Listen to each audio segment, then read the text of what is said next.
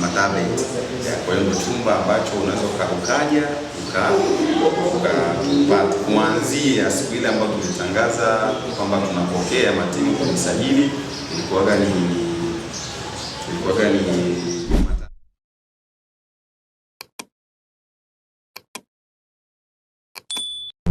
Abedi TV, jicho la nyumbani.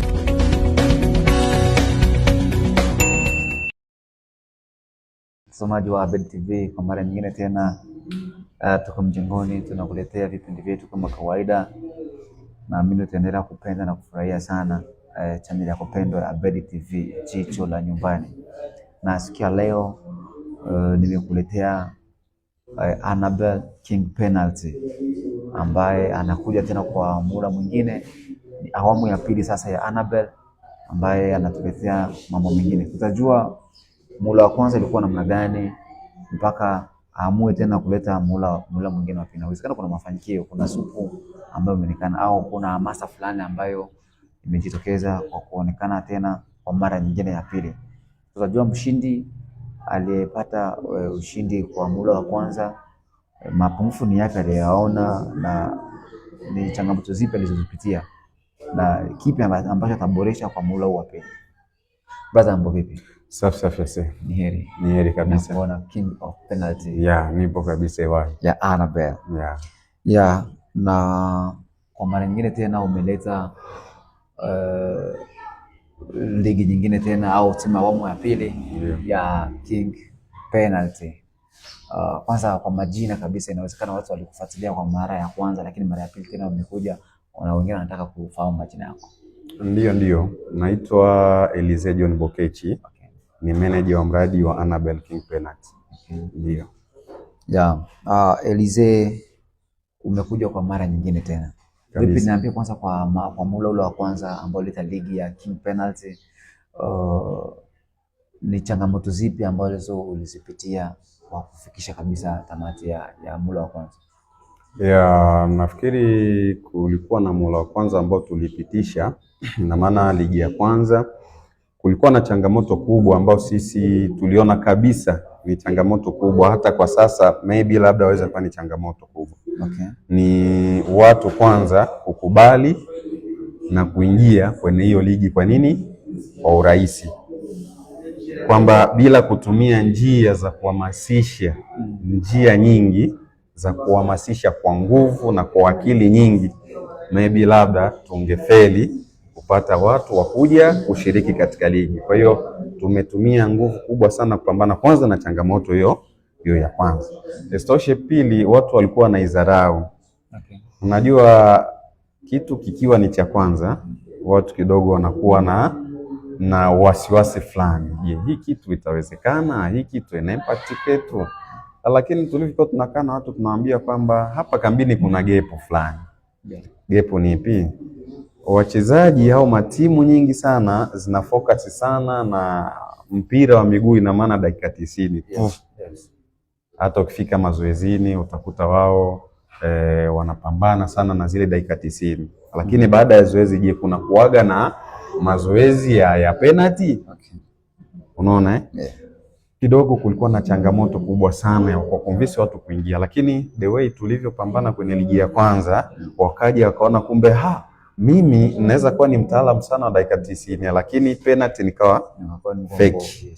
Na mimi naweza nikawa ni mchezaji kabisa wa dakika 90, lakini kwenye penalty nikawa very good. Kuna evidence ambayo ilipitikana hapa kwenye ligi ya Shabani Cup. Kuna mchezaji ambaye anaitwa Shukuru Tony Cruz, namba 8 wa Alliance de Force. Yule pale ndo alikuwa ni mchezaji bora, ina maana mfungaji bora wa penalty ya Annabel King Penalty. Ile ligi Annabel King Penalty. Na kweli alivyofika kwenye timu yake wakamwamini, na muda huu kabisa alikuwa anapiga penalty kwenye kila mechi atakofika kwenye masuala ya mikwaju. Kwa hiyo changamoto kubwa ilikuwa ni hiyo tu, kwanza kuconvince watu waingiza kwenye mfumo na wakubali ligi inawezekana. Na kwa jinsi ulivyoona uitikiaji wa timu kwenye mula wa kwanza, unafikiria namna gani kwa muhula huu wa pili atatikia namna gani? Naam, kama kwa muhula wa kwanza kidogo kulikuwa na mashaka mashaka ile haiwezi kuwa sasa kwa asilimia kubwa tena kwenye ligi ya pili. Walitikia kidogo wakaja tukaendesha ligi, ila naona kwenye muhula wa pili watetikia kwa wingi kwa sababu tayari tumeshafanikisha tumeshaendesha ligi ya kwanza. Kwa hiyo ligi ya pili ni lazima waje kwa maana tayari tuna evidence. Wakienda mtandaoni Annabel King penalty, acha na sisi tuende tujiandikishe. Na baada ya kujua kikweli watu wameshakuwa na ile hamasa, wameshajua kwamba kuna uhakika fulani ambayo Annabel King penalty wanafanya. Unajua kuna ligi ambayo bado finali haijachezewa, ligi najua daraja la pili. Mpaka sasa hivi finali haijachezewa. Ndio. Na najua ni tatizo ya udhamini. Okay. Kuna mambo hajakaa sawa pale, ndio maana sasa bado finali haijachezewa. Vipi nyinyi mna uhakika gani wa kuanza ligi ya mapenalty na mwisho kabisa mnagawa zawadi kwa watu? Hii inakaje hiyo? Sasa gani hapo? Kabisa. Unajua katika kila kitu ni lazima uwe organized, kwamba umekaa kimipango.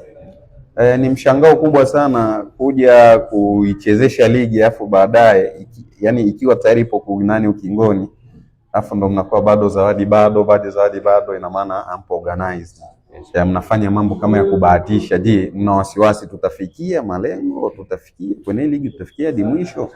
Lakini kwa upande wetu sisi kama Annabel tukitangaza ligi ni lazima ule mshiko uwepo mezani tayari.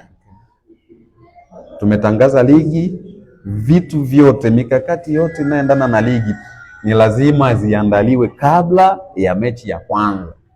Kwa hiyo tukikipeleka pale uzinduzi ukija, ni lazima kila kitu kiwepo pale tayari. Pesa zipo, mshindi wa kwanza, wa pili, wa tatu na vizawadi vya vyeti, kila kitu kipo.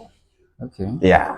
Vizuri sana. Hongereni sana kwa hatua hizo ambazo mmefanya Annabel.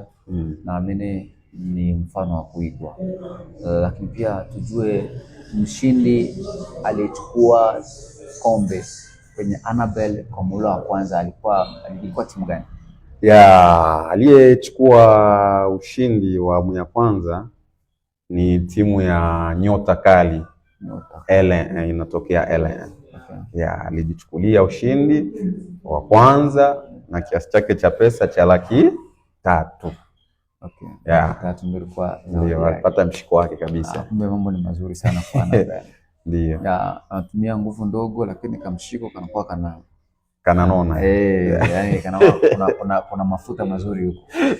Na zawadi zenu mnazigawa namna gani? Je, kuna mpiga penalty mzuri, kuna goalkeeper bora, lakini pia kuna timu ya pili ya tatu, yani namna gani mna organize kutoa zawadi? Zawadi ni kama zifuatazo, kwa maana tuna zawadi za ushindi na ubora. Kwa washindi tuna ngazi 3.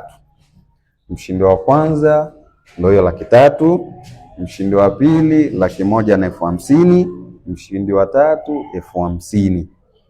Ndio ushindi wa matimu. Kwa ubora sasa, kwa hao wabora hao ambao tumewaandalia vyeti. Kuna mchezaji bora, kuna yule mfungaji bora, mpiga penalty mzuri wa pena.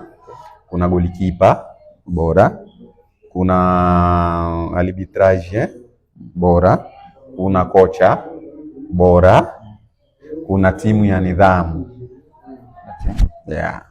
Hivi bwana manager, unajuaje kama kweli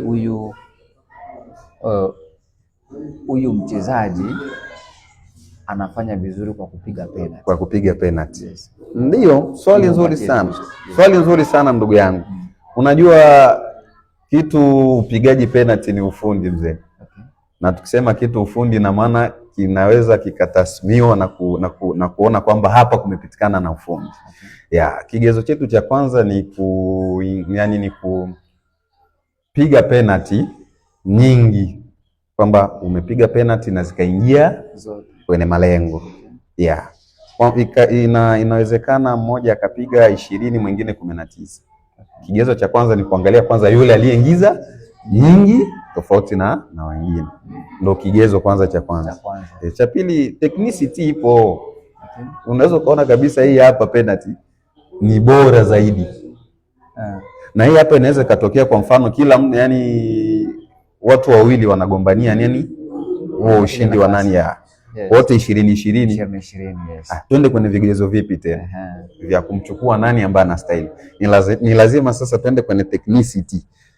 Huyu hapa alipiga hivi, magoli yanatathminiwa. Okay. Unaweza ukatathmini goli kwamba hili hapa amelipiga hivi, lakini ni kama bahati ilikuwa kivile, lakini kuna nyingine kabisa ukuta hii hapa imepigwa kitaalamu. Ni lazima utambue kwamba hii hapa ni bora. Ndio kwa maana kuna kuaga hata goli bora. Yeah. Na sasa hivi unakuja kwa muda mwingine wa pili. Naam. Kama Annabel team penalty, na unatarajia nini kwa muda huu wa pili? Hamasa ipi ambayo umeitengeneza ili timu zije kwa wingi kupata nafasi ya kushiriki mashindano? Ndio, hamasa ya kwanza ni kuendelea kukazia watu waelewe thamani ya ligi hii ni nini na ligi hii inalenga nini.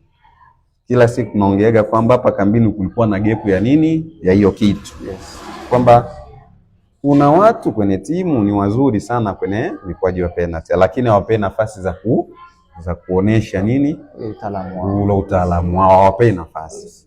Of course tumekuja sasa tuwapatie nafasi. Pili, tumekuja kusaidia matimu. Kuna baadhi ya timu kabisa zinaenda kwenye ligi, zinacheza mpira, wanashindana dakika 90, wanaenda kwenye mikwaju ya penalty. Ndio wanakuwa sasa wanachukua. Hatujua unaona? Unaona? Yes, kutengeneza na kuwatambua ni wanani ambao mnawaamini katika masuala ya upigaji penalty. Bwana manager, hivi mashindano yenu yako namna gani? Tuseme kwa muda huu wa pili ambao mmeingia tena, zawadi ni zile zile au mmekuja na dau juu au chini? Zawadi ni zile zile. Utofauti uliopo tu ni kwamba ligi ya muda wa kwanza tulitoa zawadi kwa mshindi wa kwanza na wa pili, kwamba wa kwanza 300,000, wa pili 100,000 na 50,000. Hatukutoa kwa mshindi wa tatu, lakini kwa muda huu mshindi wa tatu ana shilingi 50,000. Wa kwanza ni ile 300,000, wa pili ni 100,000 na 50,000. Yeah.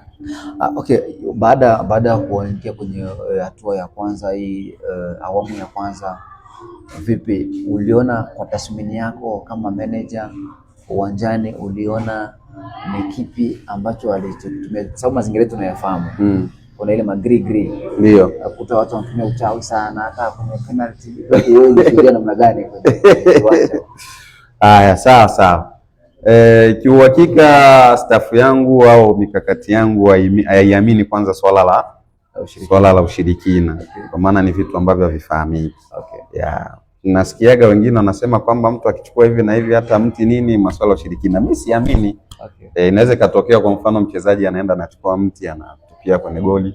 Ni mti tu anatupa ile usimzuru. Okay. Lakini wengine wanaweza kutumia kwamba pale amefanyaje, ametumia ushirikina. Kwangu mimi kwanza siamini masuala ya ushirikina. Cha pili, sikuona kabisa hata timu moja ambayo ilitumia masuala ya ushirikina pale uwanjani. Okay. Hata moja kabisa. Ilikuwa ni nguvu tu za kitaalamu, ule ufundi tu basi. Na vipi, kigezo ni kipi ili timu kuja kujiandikisha? Inawezekana kuna timu ambazo hazikuja kujiandikisha kwa muda wa kwanza, lakini sasa hivi walisikia story ya Annabel na wao wanatamani kuja kujiandikisha. Kigezo ni kipi ili mtu aje kujiandikisha au timu ije kujiandikisha? Hakika kabisa, swali nzuri sana. Kigezo kikubwa ni kwamba unapotaka kuja kujisajili huku kwenye ofisi zetu, lazima uandae staff ya watu 10. Okay. Kwa kumaanisha kwamba wachezaji wa kati 6, magolikipa 2 na makocha 2. Ina maana ndo staff ya watu 10. Andaa majina yao, andaa picha zao, tunajaribu kuhamasisha watu waje na zile soft picha, kwamba kwenye simu anaweza kumshika mchezaji au kiongozi, unamshika afu unakuja na zile picha.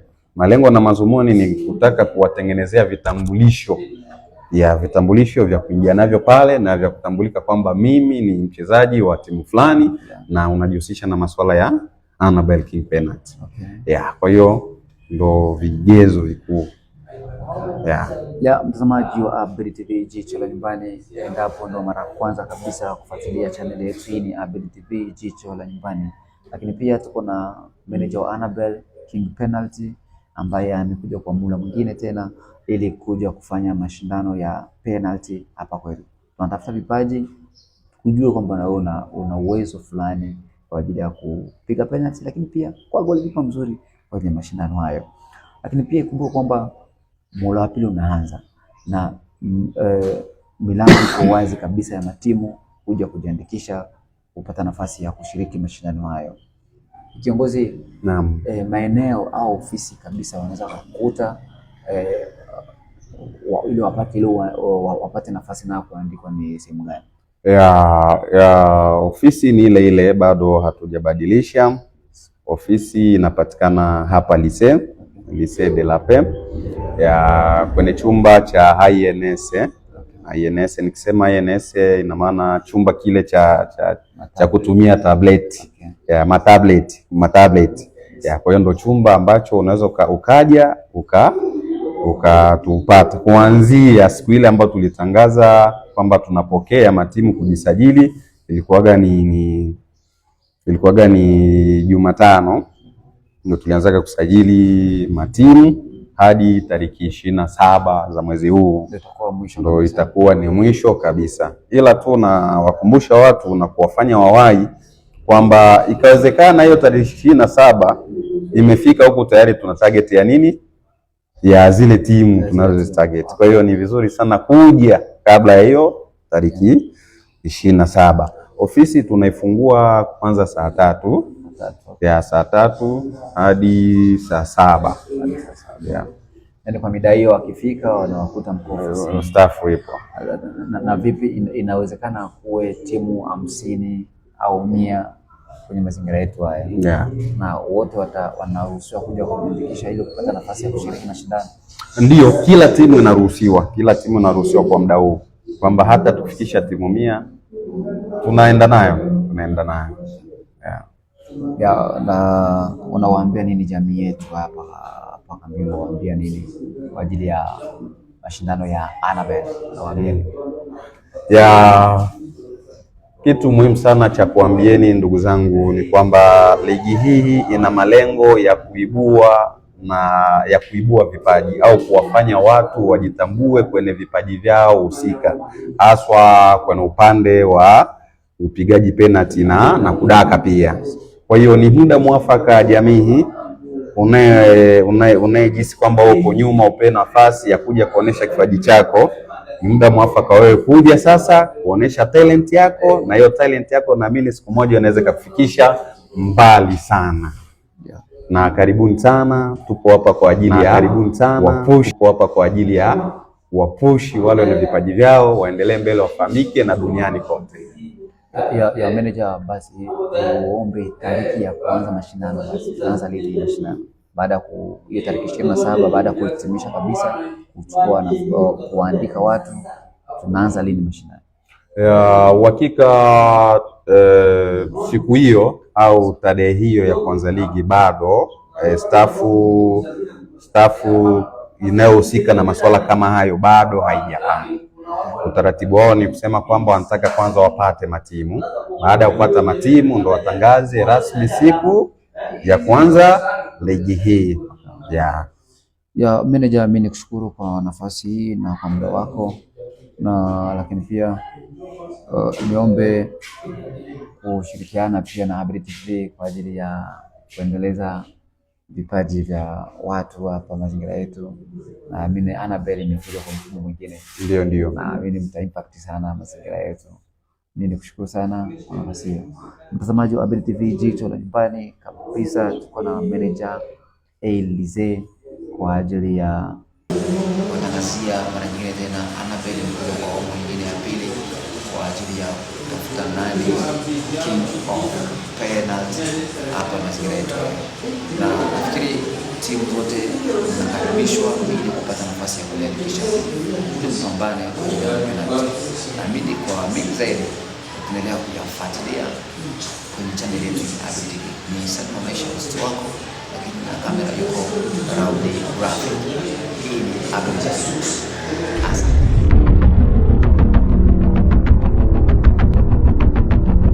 Abel TV, jicho la nyumbani.